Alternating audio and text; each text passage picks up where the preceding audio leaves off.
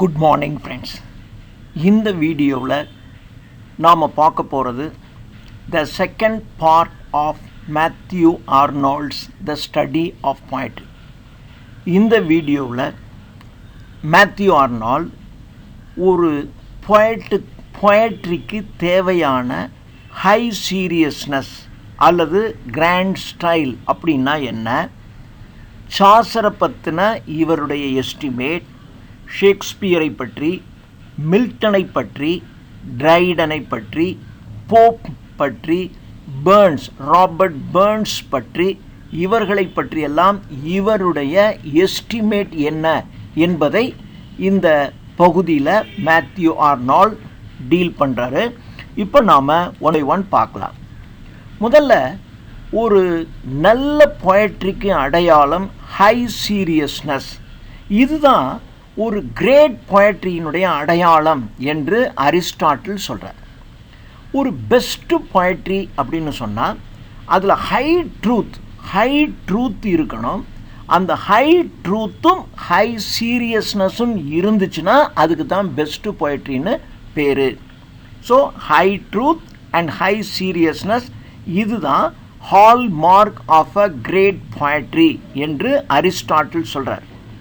High சீரியஸ்னால் என்ன, அதை தான் கிராண்ட் ஸ்டைல் அப்படின்னு சொல்கிறோம். Milton's grand style in Paradise Lost என்பது ஒரு முக்கியமான பகுதி. மில்டனுடைய பேரடைஸ் லாஸ் முழுக்க கிராண்ட் ஸ்டைலில் எழுதப்பட்டது. கிராண்ட் ஸ்டைல் அப்படின்னா நம்ம ஏதோ ஸ்டைலு, அந்த ஸ்டைல் ரொம்ப கிராண்டாக இருக்கணும் அப்படிங்கிறத நினச்சிக்கிட்டு இருக்கோம். That is wrong. That is high seriousness. Right. இப்போது இந்த கிராண்ட் ஸ்டைல் எதை உள்ளடக்குனது? Excellent matter. அந்த மேட்டரை ரொம்ப எக்ஸலண்ட்டாக எக்ஸ்ப்ரெஸ் பண்ணணும். இதுக்கு தான் கிராண்ட் ஸ்டைல்னு பேர். கிராண்ட் ஸ்டைல்னால் ஏதோ ரஜினி ஸ்டைல் அப்படி எடுத்துக்கக்கூடாது. ரொம்ப மேட்டர் நீங்கள் சொல்லக்கூடிய அந்த போயட்ரியில் சொல்லக்கூடிய மேட்டர் ரொம்ப எக்ஸலண்ட் மேட்டராக இருக்கணும். அந்த எக்ஸலண்ட் மேட்டரை ரொம்ப எக்ஸலண்ட்டாக நீங்கள் வெளிப்படுத்தணும். இந்த ரெண்டும் இருந்துச்சுன்னா அதுக்கு தான் கிராண்ட் ஸ்டைல்னு பேர். அந்த கிராண்ட் ஸ்டைலை தான் நம்ம ஹை சீரியஸ்னஸ் அப்படின்னு அரிஸ்டாட்டில் சொல்கிறார். அப்போது இந்த excellent matter and excellent expression இந்த ரெண்டு விஷயம் இப்போ சொல்கிறாங்க. ஹை சீரியஸ்னஸ் அல்லது கிராண்ட் ஸ்டைல் அப்படின்னா ரெண்டு விஷயம். ஒன்று எக்ஸலண்ட் மேட்டர் இருக்கணும், இன்னொன்று எக்ஸலண்ட் எக்ஸ்ப்ரெஷன் இருக்கணும். இந்த ரெண்டுமே தனித்தனி. எக்ஸலண்ட் மேட்டர் என்பது ஒன்று, இந்த எக்ஸலண்ட் எக்ஸ்ப்ரெஷன் என்பது ஒன்று. இந்த ரெண்டு தனித்தனியான விஷயங்களும் ஒரு போயட்ரியில் ரெண்டு ஒன்றோடொன்று அப்படி ரிலேட் ஆகி மிங்கிள் ஆகணும். ரெண்டு independent things closely related to one another in a best poetry or a great poetry. இதான் சொல்கிறார். ஸோ ஆர்னால்ட் என்ன சொல்கிறாரு அப்படின்னு சொன்னால், superior character of truth and seriousness இதான் மேட்டரில் இருக்கணும். ஸோ இப்போ எக்ஸலண்ட் மேட்டர்னால் என்ன? எக்ஸலண்ட் மேட்டர்னால் நல்ல ஹை ட்ரூத் அண்ட் சீரியஸ்னஸ் இருக்கணும். இந்த ஹை ட்ரூத்தும் இந்த ஹை சீரியஸ்னஸ்.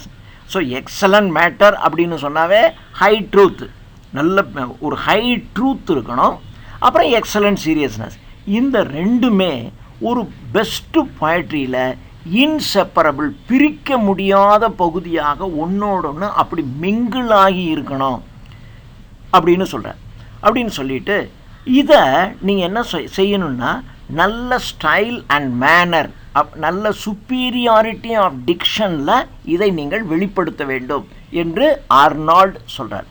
அப்போது ஹை போயட்டிக் ட்ரூத் என்பது போயட்ஸ் மேட்டர். ஒரு போயட்ரினுடைய ஒரு கவிஞர்னுடைய மேட்டர் அல்லது சப்ஸ்டன்ஸில் என்ன இருக்கணும்? ஹை போயட்டிக் ட்ரூத் இருக்கணும். அதே சமயத்தில் அவருடைய ஹை போயட்டிக் டிக்ஷனில் என்ன இருக்கணும்? ஒரு ஸ்டைல் அண்ட் மேனர் இருக்கணும். இது ரெண்டும் இருக்க வேண்டியது இருக்குது. அதனால் ஹை சீரியஸ்னஸ் என்பது இப்போ அதாவது கிட்டத்தட்ட சொன்னது தான் திரும்பி வருது. இந்த ஹை சீரியஸ்னஸ் என்பது matter and manner of the substance and expression ரெண்டும் ஒன்றுடன் ஒன்று பிளெண்டிங்னா மிக்சிங்னு அர்த்தம்.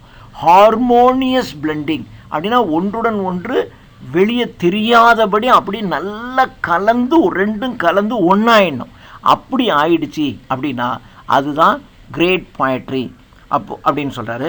இப்போது கிராண்ட் ஸ்டைல் என்பது அரிஸ்டாட்டில் சொல்லுகின்ற ஹை சீரியஸ்னஸுக்கு synonym. So grand style is a synonym of Aristotle's high seriousness and Longinus sublime. Longinus என்ற ஒரு கிரிட்டிக் சப்ளைம் அப்படின்னு சொல்கிறாரு. அந்த சப்ளைம், லான்ஜினஸ் சொல்லுகின்ற சப்ளைமும் அரிஸ்டாட்டில் சொல்லுகின்ற ஹை சீரியஸ்னஸும் கிராண்ட் ஸ்டைலுக்கு ஈக்குவல் என்று சொல்கிறார். So this is what high seriousness according to Arnold or Aristotle. இப்போது சாசரை பற்றி இவருடைய எஸ்டிமேட், இதெல்லாம் மிக மிக முக்கியமானது. இதில் கிட்டத்தட்ட எல்லாமே ஒரு கொட்டேஷன் மாதிரி இருக்கிற விஷயம் பூரா நான் உள்ளே கொண்டு வந்திருக்கேன். இப்போ சாசர் என்பவர் he is the father of English poetry. இது ஒன்று தெரிஞ்சே ஆகணும். ஃபாதர் ஆஃப் இங்கிலீஷ் பொயட்ரினா சாசர். சாசர் தான் the first modern poet of England. அப்போ அதுக்கு முன்னாடி அவர் யாரை ஃபாலோ பண்ணியிருப்பார்? இப்போ எழுதுகிற கவிஞர்கள் ஷேக்ஸ்பியரை ஃபாலோ பண்ணி எழுதுவாங்க, மில்டனை ஃபாலோ பண்ணி எழுதுவாங்க, கீட்ஸை ஃபாலோ பண்ணி எழுதலாம், யார் வேணாலும் ஃபாலோ பண்ணி எழுதலாம். ஆனால் சாசர் தானே ஃபஸ்ட்டு மாடர்ன் பொயட்டு இங்கிலாண்டில். அப்போ அவர் எதை ஃபாலோ பண்ணி எழுதியிருப்பார்? அவர் ஃப்ரெஞ்ச் அண்ட் இட்டாலியன் கிளாசிக்ஸை ஃபாலோ பண்ணி இங்கிலீஷில் எழுதியிருக்காரு. இவர் தன்னுடைய ரைம் அண்ட் மீட்டர் என்பது heroic couplet. So rhyme and meter இது ரெண்டையும் ஃப்ரெஞ்சு பொயட்ரியிலிருந்து கடன் வாங்கியிருக்கிறார். ஓட்டோவா ரைமா என்பதை இட்டாலியன் ஆரிஜினிலிருந்து கடன் வாங்கியிருக்கிறார். ஸோ இட்டாலியிலிருந்து ஓட்டோவா ரைமாவையும் ஹீரோயிக் கப்லெட்டை ஃப்ரெஞ்சிலிருந்தும் இவர் கடன் வாங்கி இங்கிலீஷில் கொண்டு வந்து சேர்த்திருக்கிறார். இவர் இந்த ரெண்டும், ஸோ இந்த இட்டாலியன் ஆரிஜினாக இருக்கிற ஓட்டோவா ரைமாவும் இவருக்கு டைரெக்டாக இட்டாலியிலேருந்து வரல. ஓட்டோவா ரைமா ஃப்ரெஞ்சுக்கு போயிருக்கு. இவர் ஃப்ரெஞ்சு பொயட்ரியிலேருந்து வாங்கும்போது அந்த ஓட்டோவா ரைமாவையும் ஃப்ரெஞ்சு பொயட்ரியிலேருந்து இவர் கடன் வாங்கி செஞ்சிருக்கிறார். ஆனாலும் இவர் ஃப்ரெஞ்சிலிருந்தும் இட்டாலியிலிருந்தும் இவர் எல்லாவற்றையும் கடன் வாங்கி செய்திருந்தால் கூட இவருடைய பொயட்ரி ஃப்ரெஞ்சினுடைய பொயட்ரியை விட மோர் லைஃப், உயிரோட்டம் அதிகமாக இருக்கும். இவருடைய சப்ஸ்டன்ஸ் அண்ட் ஸ்டைல் ரெண்டுமே ரொம்ப கிரேட். ஸோ இவர் great substance and great style இவருடைய பொயட்ரியில் இருக்குது. அதுக்கப்புறம் ஹியூமன் லைஃப், ஒரு மனித வாழ்க்கை. ஏன்னா நீங்கள் என்ன தான் பண்ணாலும் கடைசியில் நீங்கள் ஹியூமன் லைஃப்பை பற்றி நீங்கள் எழுதலைன்னு வச்சுங்க, ஹியூமன் லைஃப்பை பற்றி ஒரு உணர்வு பூர்வமாக ஆழ்ந்து சிந்தித்து எழுதலைன்னு வச்சுங்க, உங்கள் பொயட்ரியில் என்ன இருக்குது? ஸோ அதனால் இவர் ஹியூமன் லைஃப்பை பற்றி ஒரு லார்ஜ் ஃப்ரீ சவுண்ட் வியூ இவருக்கு இருக்குது. இவருடைய கேன்டர்பரி டேல்ஸை சொல்லும்போது காட்ஸ் பிளண்டி அப்படின்னு சொல்லுவாங்க. ஸோ காட்ஸ் பிளண்டி என்பது இம்பார்ட்டன்ட் கொட்டேஷன். கேன்டர்பரி கதைகள் என்பது காட்ஸ் பிளண்டி அப்படின்னா கடவுள் தான் எண்ணற்ற வகையான மனிதர்களை படைச்சிருக்கார் இல்லையா? இப்போ உலகத்தில் 300 கோடி, நமக்கு முன்னாடி இருந்த 30 வருஷத்துக்கு முன்னாடி வேறு 300 கோடி, அதுக்கு 30 வருஷத்துக்கு முன்னாடி வேறு 300 கோடி. ஆனால் ஒவ்வொரு மனிதனுடைய முகம், செயல்பாடுகள், உணர்வுகள், எண்ணங்கள் எல்லாம் வேற வேற. ஸோ கடவுளினால் மட்டும்தான் எண்ணற்ற மனிதர்களை எண்ணற்ற வடிவங்களில் எண்ணற்ற விதங்களை படைக்க முடியும். சாசர் தன்னுடைய கேன்டர்பரி டேல்ஸில் அப்படி படைத்திருக்கிறார். அதனால் கேன்டர்பரி டேல்ஸை காட்ஸ் பிளண்டி அப்படின்னு சொல்லுவாங்க. இன்னொன்று கேன்டர்பரி டேல்ஸை சொல்லும்போது, சாசரை சொல்லும்போது a perpetual fountain of good sense, இதுவும் ஒரு quotation. Perpetual fountain of good sense ஒரு நல் உணர்வின். பர்பச்சுவல் ஃபவுண்டன் என்றால் நீரூற்று, பெர்பச்சுவல் என்றால் பெர்மனன்ட், என்றென்றும் பொங்கி வழிந்து கொண்டிருக்கின்ற நல் உணர்வுகளின் நீரூற்று சாசர் அப்படின்னு சொல்கிறார். He is the well of English undefiled, இதுவும் ஒரு கொட்டேஷன். இவர் இங்கிலீஷ் அன்டிஃபைல் கலங்கமற்ற, அதாவது கலங்கி போயிடுச்சு அப்படின்னு சொல்கிறோம்ல, அந்த கலங்கி போகாமல் தெளிவான இங்கிலீஷில் இவர் படைத்திருக்கிறார் என்பது ஒரு quotation. He is the maker of an epoch. இது ஒன்று. ஈப்போக் என்றால் ஒரு யுகம், ஒரு யுகத்தை உருவாக்கியவர் சாசர். அது ஒரு quotation. He is the founder of a tradition. ஒரு ட்ரெடிஷன், சாசரை பின்பற்றி பலர் எழுதினாங்க, அதனால இவரை ஒரு ஃபவுண்டர் ஆஃப் ட்ரெடிஷன் அப்படின்னு சொல்லலாம். ஸோ இப்போ பாருங்கள், is God's plenty, a perpetual fountain of good sense, is a well of English undefiled, is a maker of an epoch, he is the founder of a tradition. இவ்வளோ விஷயங்கள் சாசரை பற்றி சொல்கிறாரு. இவரை ஒரு ட்ரெடிஷனுக்கு ஃபவுண்டர் அப்படின்னு சொல்கிறோம். இவரை யார் யார் பின்பற்றினா? ஸ்பென்சர், ஷேக்ஸ்பியர், மில்டன், கீட்ஸ், இவங்களெல்லாம் சாசர் போட்ட அடிச்சுவட்டை பின்பற்றி கவிதை எழுதியவர்கள் அப்படின்னு சொல்கிறோம். இப்போது அரிஸ்டாட்டில் ஏற்கனவே சொல்லியிருக்காரு, ஹை சீரியஸ்னஸ்ங்கிறது ஒரு கிரேட் பொயட்ரிக்கு ஒரு அடையாளம் என்று அரிஸ்டாட்டில் சொல்லியிருக்காரு. சாசரை பொறுத்தவரையிலும், அதாவது ஆர்னால்டுனுடைய வியூ, ஆர்னால்டு சாசரை என்ன சொல்கிறாருன்னு சொன்னால், அரிஸ்டாட்டில் சொன்னதுபடி ஒரு நல்ல கிரேட் பொயட்ரியில் ஹை சீரியஸ்னஸ் இருக்கணும், ஆனால் சாசர்கிட்ட அந்த ஹை சீரியஸ்னஸ் இல்லை.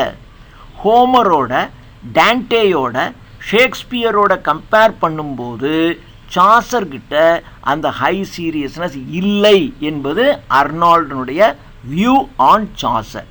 அதனால சாசரை நாம் கிளாசிக்ஸோட சேர்க்க முடியாது. அதாவது சாசரை இவ்வளவு புகழ்ந்து சொல்கிறார். God's plenty, perpetual fountain of good sense, well of English undefiled, maker of an epoch, founder of a tradition எல்லாம் இருக்குது. ஆனால் ஹை சீரியஸ்னஸ் அவர்கிட்ட இல்லை. ஹோமர், டான்டே, ஷேக்ஸ்பியர்கிட்ட இருக்கிற மாதிரி ஹை சீரியஸ்னஸ் அவர்கிட்ட இல்லை. அதனால அவருடைய போயட்ரியை நாம் கிளாசிக்ஸில் சேர்க்க முடியாது அப்படின்னு சொல்லிட்டார். சொல்லிட்டு மறுபடியும் இவர் ஒஸ்தியாக தான் சொல்கிறார். சாசர் ஒரு பொருளை பார்க்கும்போது ரொம்ப ஆழமாக பார்க்குறாரு. ஒரு வியூ ஆஃப் திங்ஸ், அவருடைய வியூ ஆஃப் திங்ஸ் நல்லா இருக்குது. கிரிட்டிசிசம் ஆஃப் லைஃப் ரொம்ப இருக்குது. அவருடைய கவிதைகளில் லார்ஜ்னஸ் இருக்குது, ஃப்ரீடம் இருக்குது, ஷ்ரூட்னஸ் இருக்குது, பெனிக்னிட்டி இருக்குது, எல்லாம் இருக்குது. ஆனால் ஹை சீரியஸ்னஸ் மட்டும்தான் இல்லை.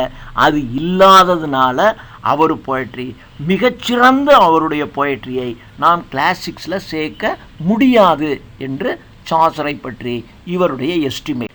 அடுத்தது ஷேக்ஸ்பியரை பற்றி ஆர்னால்டுடைய எஸ்டிமேட் எப்படி இருக்கும்?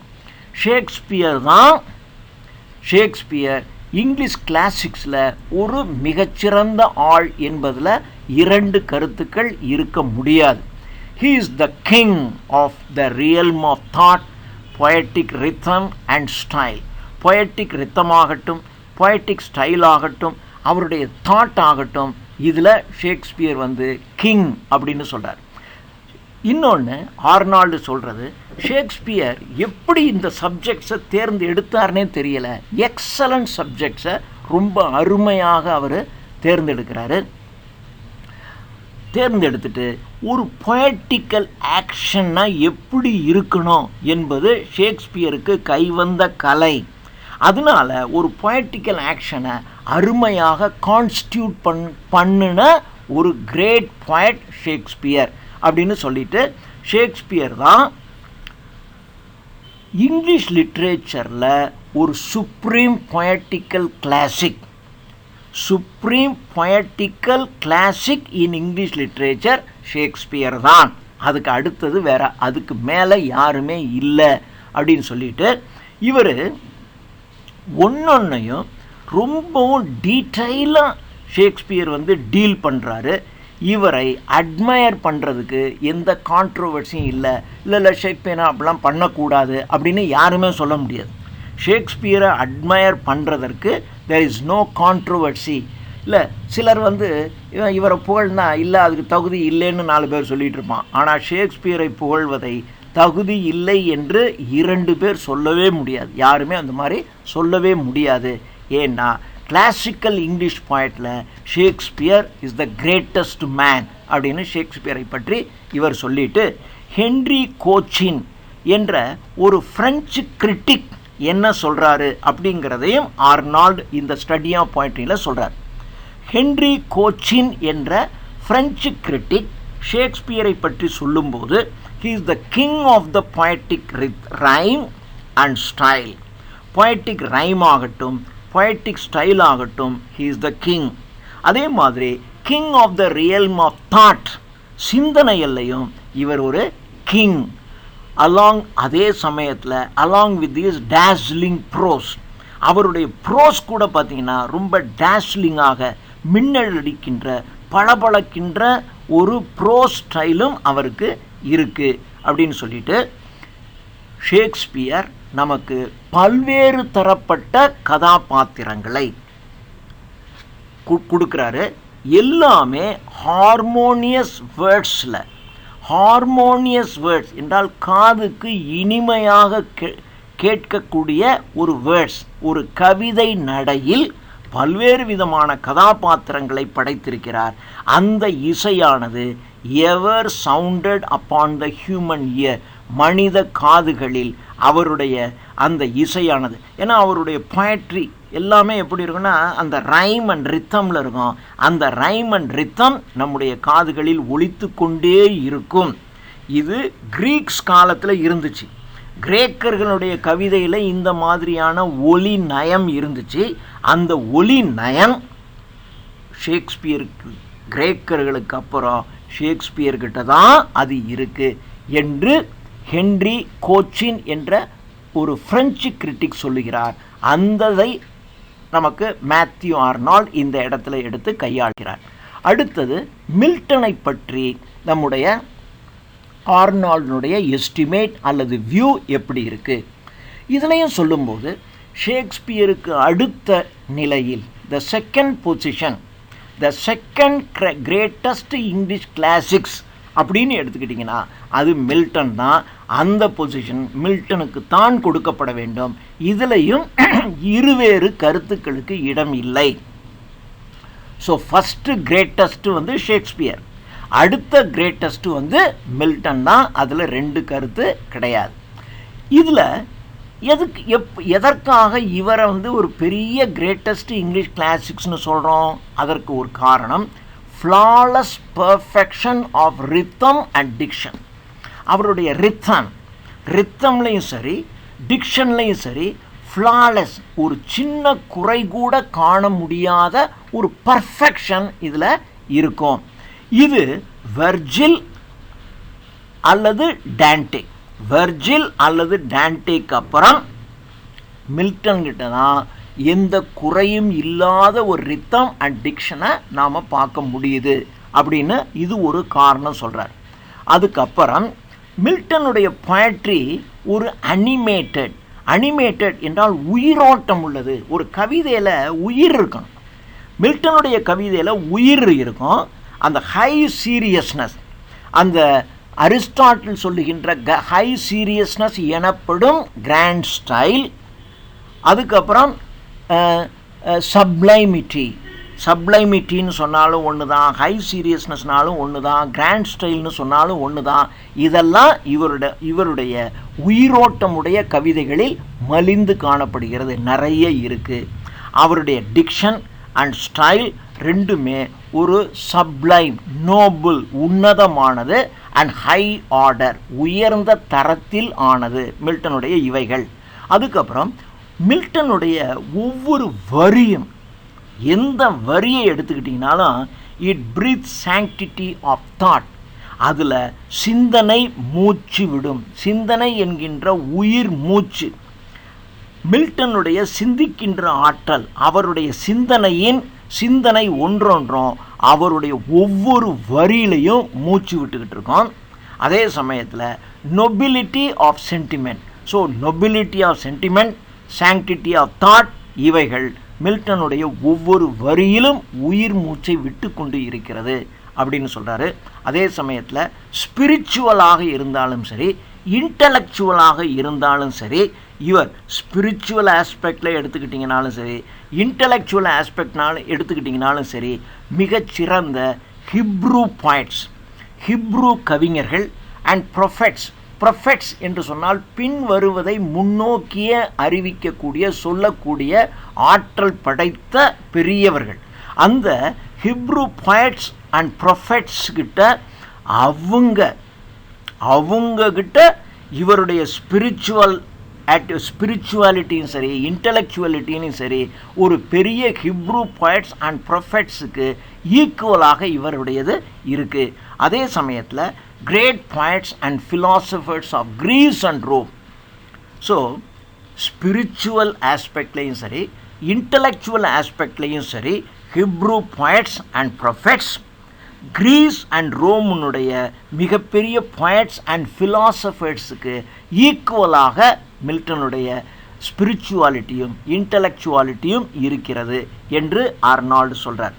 அதுக்கப்புறம் இவருடைய போயட்ரியில் ஒரு டிவோட் ப்ரேயர், ஒரு கடவுளிடம் ஆத்மார்த்தமாக ப்ரே பண்ணுகின்ற ஒரு தன்மை. ஒரு மனிதன் கடவுள்கிட்ட ஒரு ஆத்மார்த்தமாக ப்ரே பண்ணுவான் இல்லையா, அந்த ப்ரேயர் இவருடைய போயட்ரிக்கு உள்ளுக்குள்ளே இருக்குது.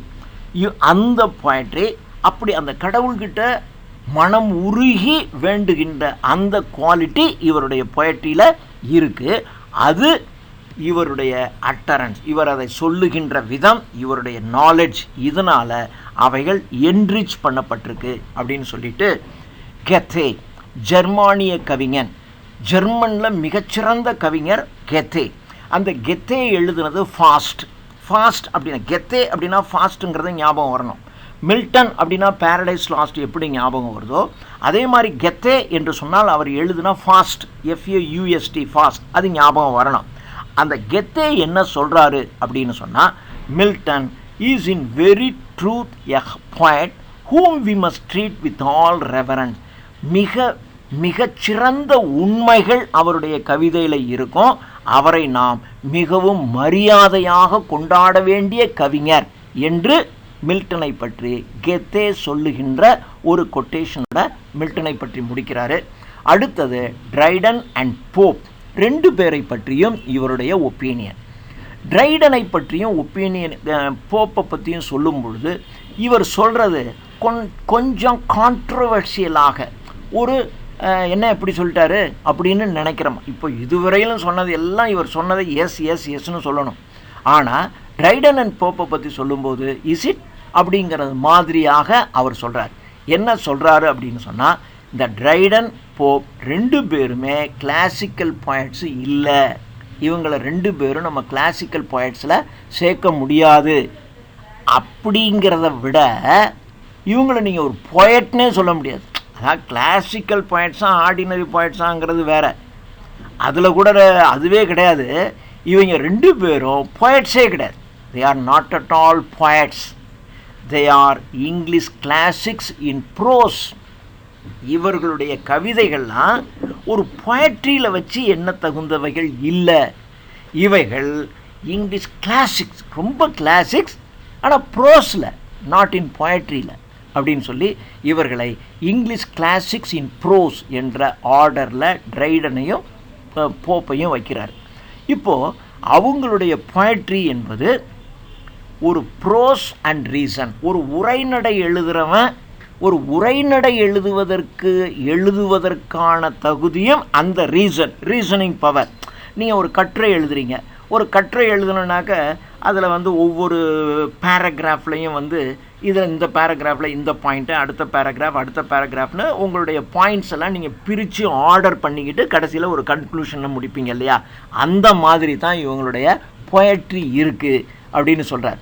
அவங்கக்கிட்ட ரேர் டேலண்ட்ஸ் இருக்குது, ஒரு ஜீனியஸ் பவர் இருக்குது, ஒரு பெரிய கிரேட் எனர்ஜி இருக்குது, இதெல்லாம் இருக்குது. ரேர் டேலண்ட் இருக்குது, ஜீனியல் பவர் இருக்குது, கிரேட் எனர்ஜி இருக்குது, எல்லாம் இருக்குது. ட்ரைடன் ஒரு glorious founder, Pope a splendid high priest. ரெண்டு பேரையும் நல்லா புகழ்ந்து சொல்லிட்டு இந்த ரெண்டும் and age of prose and reason. Age of prose and ரீசனில் வாழ்ந்த ஒரு glorious founder Dryden, a splendid high priest Pope. எப்போ? In the age of prose and reason, அந்த பீரியடில் இவர்கள் மிகவும் உயர்வாக இருக்கிறார்கள் அப்படின்னு சொல்லிட்டு இவங்க ரெண்டு பேருடைய பொயட்ரியும் இவங்க மனசில் உருவாகி எழுதுகிறாங்க இல்லையா? இவங்க எழுதுனது ஒரு வித் இன்டெலிஜென்ஸில் எழுதுகிறாங்களே ஒழிய நாட் வித் சோலில் இல்லை. இவங்களுடைய விட்னா புத்திசாலித்தனமாக இவங்கள் ஒரு உயர்ந்த விஷயத்தை எடுத்துக்கிட்டு அதை அவங்க கவிதை எழுதுகிறாங்க. ஆனால் ஒரு ஜெனுயின் பொயட்ரி என்பது அது ஆன்மாவில் கம்போஸ் ஆகணும், அது பேப்பரில் கம்போஸ் ஆகிற விஷயம் இல்லை. உங்களை அறியாமையே உள் மனதுக்குள்ளே ஒரு ஹை பொயட்ரி உருவாகி அது கவிஞனுடைய வாய் வழியாக வெளியே வரணும். அப்போது ஒரு ஜெனுயின் பொயட்ரிங்கிறது it is conceived and composed in the soul. ஆனால் ட்ரைடன் போப்பினுடைய பொயட்ரி என்பது conceived and composed in their wits. அது அவங்க விட்ஸில் கம்போஸ் ஆகுது. ஜெனுயின் பொயட்ரி என்பது சோலில் கம்போஸ் ஆகணும். அதனால் அவங்களது நம்ம பொயட்ரின்னே சொல்ல முடியாது.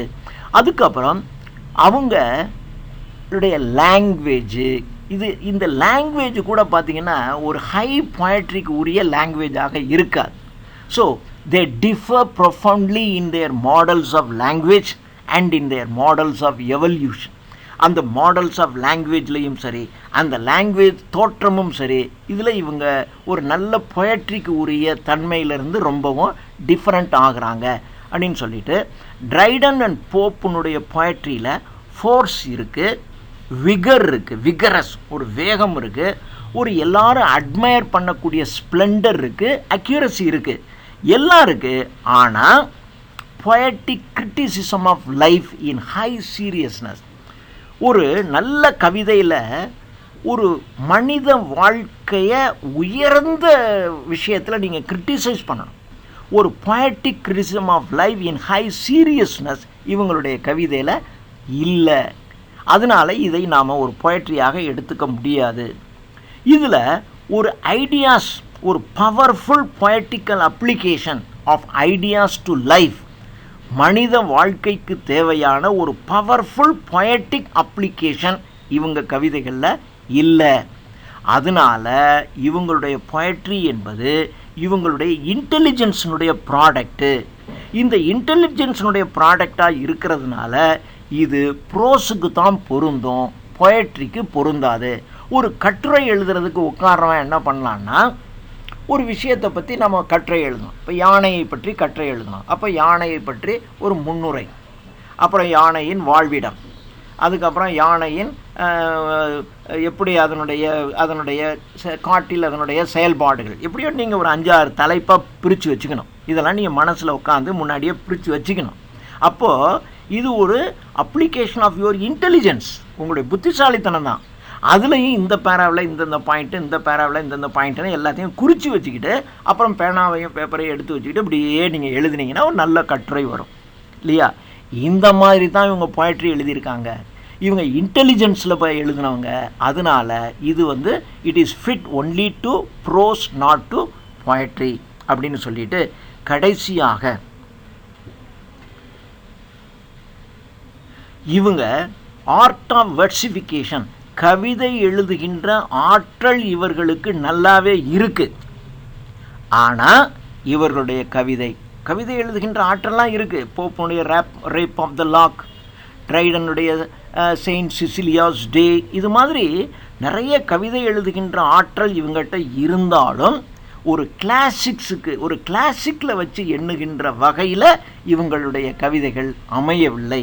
அதனால் இவர்களுடைய ஒர்க்கு எல்லாத்தையுமே கிளாசிக்ஸ் ஆஃப் அவர் ப்ரோஸ்ன்னு தான் நம்ம சொல்ல முடியும், கிளாசிக்ஸ் ஆஃப் அவர் பொயட்ரி என்று சொல்ல முடியாது என்று ட்ரைடன் அண்ட் போப்பை பற்றி இவருடைய வியூ சொல்கிறாரு. அடுத்தது Thomas Gray, elegy written on in a country churchyard எழுதின தாமஸ் கிரேயை பற்றி இவர் சொல்கிறார். தாமஸ் கிரேக்கு ஒரு நல்ல பொயட்ரி எழுதுகிற ஸ்பிரிட்டு எல்லாம் இருக்குது. ஆனால் பாவம் இவன் ஒரு ஏஜ் ஆஃப் ப்ரோஸில் வந்து பிறந்திருக்கான்.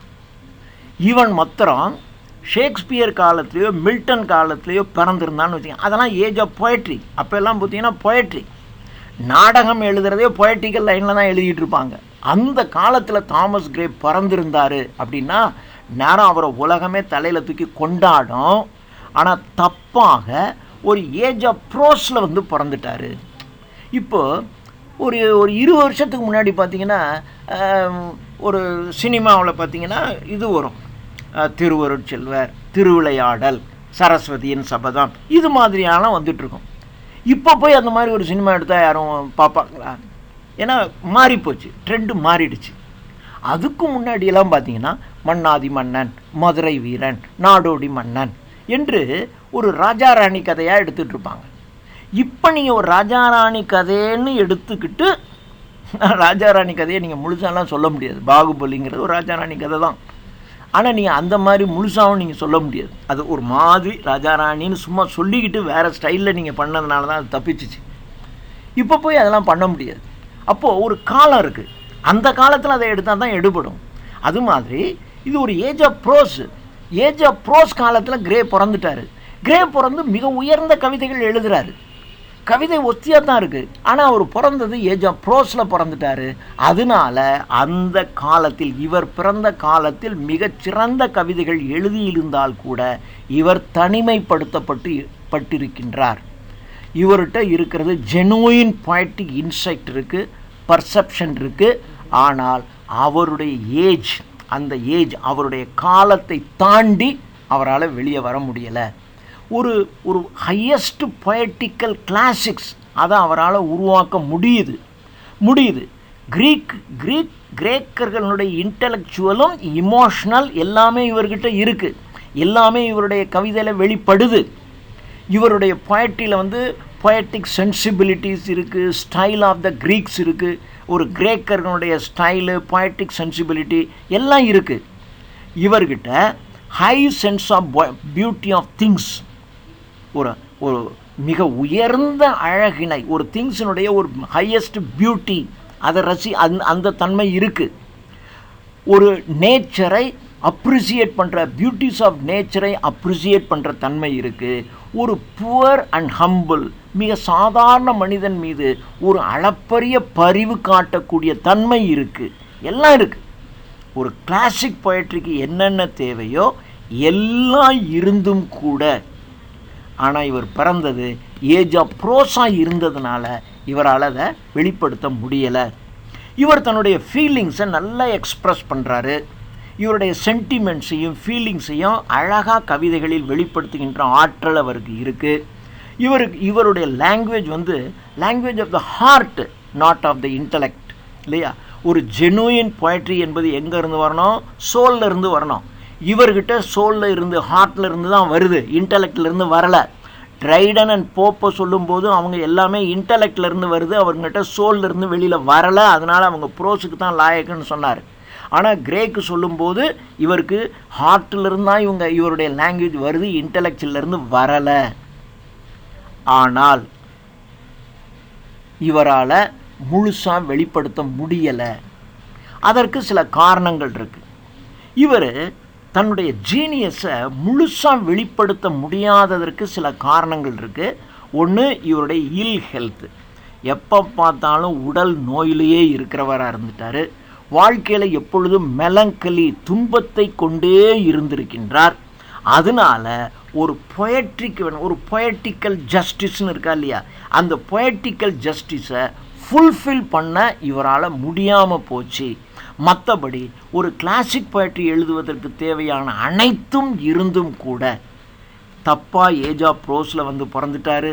இல் ஹெல்த்து, ஒரு மெலங்கலி, துன்பமான மனநிலை, ஒரு பொயட்டிக்கல் ஜஸ்டிஸை வெளிப்படுத்த முடியாமை, இவைகளினால் இவர் ஒரு கிளாசிக் பொயட்ரியில் சேர்க்க முடியாமல் போயிடுச்சு அப்படின்னு சொல்லிட்டு கிரேயை பற்றி ஆர்னால்டு சொல்லுவது, நாலெட்ஜ் இருக்குது, பெனிட்ரேஷன், சீரியஸ்னஸ், சென்டிமெண்ட், ஹியூமர் எல்லாம் இருக்குது. ஆனால் மெலங்கலி, இவருக்கு எப்பொழுதுமே பர்சனல் மெலங்கலி, வாழ்க்கையில் இருக்கக்கூடிய பர்சனல் மெலங்கலி. அதுக்கப்புறம் இன்ஃப்ளூயன்ஸ் ஆஃப் த ஏஜ், இவர் பிறந்த ஏஜ் ஆஃப் ப்ரோஸ் என்ற இன்ஃப்ளூயன்ஸ், இதெல்லாம் இவரை டெப்ரஸ் பண்ணி இவரை ஒரு மிகச்சிறந்த கவிஞராக வெளியில் காட்ட முடியாமல் போயிடுச்சு அப்படின்னு சொல்லிட்டு இன்னொன்னையும் சொல்லிட்டார். இவருடைய அவுட்புட், தாமஸ் கிரே எழுதினது எவ்வளவு அப்படின்னு பார்த்தா ரொம்ப கொஞ்சோண்டு தான் எழுதியிருக்கார். இவர் மட்டும் இன்னும் கொஞ்சம் நிறைய எழுதியிருந்தார்னா நிச்சயமாக இங்கிலீஷில் பொயட்டிக்கல் கிளாசிக் பொயட்ரியில் இவர் நிச்சயமாக இடம் பெற்றிருப்பார். அதுக்குரிய எல்லா தகுதியும் இருக்குது. ஆனால் அதை வெளிப்படுத்த முடியாமல் பல காரணங்கள் ஆயிடுச்சு. அதுக்கப்புறம் இவருடைய அவுட்புட்டும் ரொம்ப கொஞ்சமாக போயிடுச்சு. ரொம்ப பெருமையாக சொல்கிற மாதிரி இவருடைய சில கவிதைகள் தானே இருக்குது, மொத்தமே இவருடைய அவுட்புட் ரொம்ப குறைச்ச. அதனால் இவரை நாம் ஒரு கிரேட் பொயட்டிக்கல் கிளாசிக்கில் நம்ம இவரை சேர்க்க முடியாது. அதே சமயத்தில் த ஸ்கேண்டியஸ்ட், அதாவது ரொம்ப கொஞ்சமாக எழுதின ஃப்ரைலஸ்ட், ரொம்ப வலிமை குறைந்த English classical poetry Thomas grey என்று இவர் ஜட்ஜ்மெண்ட்டை சொல்லுகிறார். அடுத்தது ராபர்ட் பர்ன்ஸை பற்றி. ராபர்ட் பர்ன்ஸை பற்றி சொல்லும்போது, ராபர்ட் பர்ன்ஸினுடைய பொயட்ரி எல்லாமே ஸ்காட்ச் லைஃப், ஸ்காட்டிஷ் பீப்புள் இருக்காங்க இல்லையா, ஸ்காட்டிஷ் பீப்புளினுடைய வாழ்க்கையை அடிப்படையாக கொண்டு தான் இவர் எழுதியிருக்காரு. அதனால இவரை ஒரு ப்ராவின்சியல் பொயட்னா ஒரு வட்டார கவிஞர், அதாவது ஒரு கவிஞன் என்பவன் உலகத்தில் இருக்கின்ற அனைவருக்கும் எழுதணும். அதான் யூனிவர்சல் பொயட். ஷேக்ஸ்பியர் ஒரு யூனிவர்சல். அவருடைய கதாபாத்திரம் தமிழ்நாட்டில் ஒரு கிராமத்தில் இருக்கிற ஒரு கேரக்டரோட ஷேக்ஸ்பியருடைய ஒரு கேரக்டரை நீங்கள் ஒப்பிட்டு பார்க்கலாம். ஆனால் இவர் எழுதுனது ஸ்காட்ச் லைஃப்பை மாத்திரம் பேஸ் பண்ணி எழுதுனதுனால இவரை நீங்கள் ஒரு வட்டார கவிஞர் என்று தான் இவரை சொல்லணும். ஆனாலும் இவருடைய கவிதையில் கொஞ்சம் அந்த வட்டாரத்தன்மையை தாண்டி கொஞ்சம் மேலே இருக்கத்தான் செய்யுது, அதை இல்லைன்னு சொல்ல முடியாது. ஆனால் இவர் ஸ்காட்ச் லைஃபையே திரும்பி திரும்பி எழுதுனதுனால இவரை வந்து ப்ரொவின்சியல் பொயட்னு கொண்டு போய் தள்ளிடுவாங்க, வட்டார கவிஞர்னு சொல்லிடுவாங்க. ஆனால் ஒரு வட்டார கவிஞர்களை தாண்டி கொஞ்சம் எழுதின தன்மையும் இவர்கிட்ட இருக்குது. இவருடைய கவிதையில் பார்த்திங்கன்னா ஒரு ஃப்ரீ இருக்கும், ஆனால் அதே சமயத்தில் catholic and true criticism of life, catholic true criticism of life இது இவருடைய கவிதையில் இருக்குது. சில சமயங்களில் இவருடைய கவிதையில் ஹை சீரியஸ்னஸ் எனப்படும் இந்த கிராண்ட் ஸ்டைல் இருக்கா இல்லையா, அந்த கிரேட் கிளாசிக்ஸுக்கு தேவைப்படக்கூடிய ஹை சீரியஸ்னஸ் சில சமயங்களில் வெளிப்படுது. வேறு சில சமயங்களில் ஒரு அப்சல்யூட் சின்சியரிட்டி வெளிப்படுது. வேறு சில சமயங்களில் இவருடைய கவிதைகள் சாசர்னுடைய கவிதைகளுக்கு ஈக்குவலாக ஒப்பிடப்படுகிறது. அதாவது சில இடங்களில் சாசர் மாதிரி இருக்குது, சில இடங்களில் ஹை சீரியஸ்னஸ் இருக்குது, சில இடங்களில் அப்சல்யூட் சின்சியரிட்டி இருக்குது. ஆனால் அப்படி இருக்கக்கூடாது, இவருடைய எல்லா கவிதைகளும் அப்படி இருக்கணும். ஆனால் சில இடங்களில் சில சமயங்களில் இந்த மாதிரிலாம் இருக்குது. அதனால் ஆர்னால்ட் பர்ன்ஸை பற்றி என்ன சொல்கிறாருன்னு சொன்னால், Burns is not a classics, இவரை நாம் ஒரு கிளாசிக்னு சேர்க்க முடியாது. ஏன்னா இவர்கிட்ட ஒரு எக்ஸலன்ட் ஹை சீரியஸ்னஸ், ஒரு கிரேட் கிளாசிக்கு தேவையான எக்ஸலன்ட் ஹை சீரியஸ்னஸ் இல்லை. இன்னொன்று, ஒரு கிரேட் கிளாசிக்கு தேவைப்படுகின்ற கிரிட்டிசிசம் ஆஃப் லைஃப் இல்லை. இதெல்லாம் இல்லாத காரணத்தினால் அதே சமயத்தில் இவருடைய தாட் வந்து ட்ரூத் ஆஃப் சப்ஸ்டன்ஸு, தரவு ட்ரூத் ஆஃப் சப்ஸ்டன்ஸும் இல்லை. அதே சமயத்தில் இவருடைய ஸ்டைல் வந்து ஒரு பெரிய கிராண்ட் ஸ்டைலாக இல்லை. ஆனாலும் இவருடைய பொயட்ரியில் ஒரு சவுண்ட் டு த கோர், ஒரு ஆத்மார்த்தமான உண்மைத்தன்மை இவருடைய கவிதையில் இருக்குது. அதனால் இவர் ஹை சீரியஸ்னஸில் ஹை கிளாசிக்கல் பொயட்ரியில் சேர்க்க முடியாது. இருந்தாலும் ஒரு ஆத்மார்த்தமான உள்ளார்ந்த ஒரு மிக உயர்ந்த தன்மைகள் ராபர்ட் பர்ன்ஸினுடைய கவிதைகளில் இருக்கிறது என்று இதை பற்றி சொல்லுகிறார். கடைசியாக இவர் காலத்தில் வாழ்ந்த இவருடைய கான்டெம்பரரிஸ், இவர் வாழ்ந்த காலத்தில் வாழ்ந்த William Wordsworth, Byron, P B Shelley, John Keats, இவர்கள்லாம் இவர் ஆர்னால்டு காலத்தில் வாழ்ந்தவர்கள். இவர்கள் வாழ்ந்த காலத்தில் இவங்க வாழ்ந்ததுனால இவர்களுடைய கவிதை எழுதுவதில் எனக்கு ஒரு ஹெசிடேஷன், தயக்கம் இருக்குது. ஏன்னா இப்போ கூட இருக்கான், அவனும் கவிதை எழுதிட்டு இருக்கான், நானும் கவிதை எழுதிட்டு இருக்கேன். ஒன்று ஒஸ்தின்னு சொல்லணும் அல்லது மட்டம்னு சொல்லணும். மட்டம்னு சொன்னாக்கா இவனுக்கு பிடிக்கல அதனால சொல்லிட்டான்னு சொல்லுவாங்க. ஒஸ்தின்னு ஒருத்தனை சொன்னால் இன்னொருத்தனுக்கு பிடிக்காது. அதனால் இவர் அவர்களை பற்றி எஸ்டிமேட் பண்ணுவதை அவர் தவிர்க்கிறார். அப்படியே நான் அவருடைய கவிதைகளை நான் எஸ்டிமேட் பண்ணி நான் உண்மையாகவே சொன்னால் கூட பலர் என்ன சொல்லுவாங்க, இது பர்சனல் எஸ்டிமேட், அவன் தனிப்பட்ட முறையில் விருப்பு வெறுப்பு சார்ந்த ஒரு மதிப்பீடு என்று எல்லாரும் சொல்லிடுவாங்க.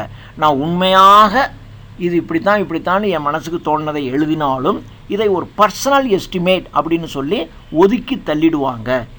அதனால் கான்டெம்பரரி ரைட்டர்ஸை பற்றி ஒரு ஒரு ஒரு கிரிட்டிசிசம், ஒரு விமர்சனம் பண்ணுவது என்பது ரொம்ப கஷ்டமான வேலை.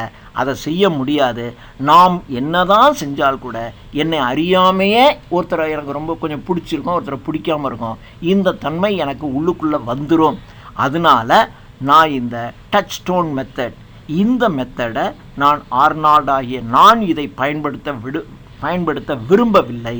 இதை நான் ரீடர்ஸ் படிக்கிறவங்க கையிலேயே விட்டுறேன். நீங்கள் வச்சிங்க உயர்ந்த கவிதைகள் என்கின்ற டச் ஸ்டோன் மெத்தட்னு ஏற்கனவே சொல்லியிருக்கார், அதை வச்சிங்க. இந்த கவிஞர்களுடைய கவிதையை எடுத்து அதோடு ஒப்பிட்டு பார்த்து நீங்கள் அசஸ் பண்ணிக்கோங்க. இதை நான் அசஸ் பண்ண விரும்பவில்லை என்று ஸ்டடி ஆஃப் போயட்ரியில் தன்னுடைய கான்டெம்பரரிஸை பற்றி கடைசியாக சொல்லி ஸ்டடி ஆஃப் போயட்ரியை முடிக்கிறார் மேத்யூ ஆர்னால்ட். தேங்க்யூ.